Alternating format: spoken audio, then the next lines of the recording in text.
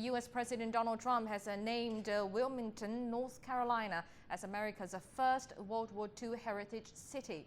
Speaking at a commemoration event, he lauded the southern city's role in building 243 ships for the U.S. Navy.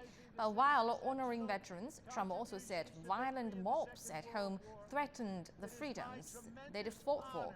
A rare link for a U.S. president to make between World War II and domestic affairs. Owen Fairclough reports. The battleship Missouri becomes the scene of an unforgettable ceremony, marking the complete and formal surrender of Japan. The end of the Second World War on September the 2nd, 1945. The most horrible worldwide war in human history. Allied with Nazi Germany, Japan had given up the fight weeks earlier after the Soviet Union invaded and the United States dropped atomic bombs on the cities of Hiroshima and Nagasaki. The all-shattering devastation in which was born the atomic age. For some historians, it was a message to the communist Soviet Union, an ally that quickly became America's Cold War foe.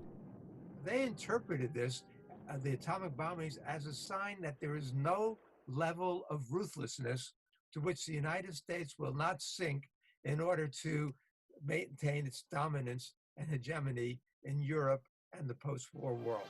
Let us pray that peace be now restored to the world. But that peace proved to be fleeting. After the Second World War, monuments like this one would be followed by those who gave their lives in Cold War conflicts in Korea and Vietnam, while thousands of US troops remain in the aftermath of more recent conflicts in Iraq and Afghanistan.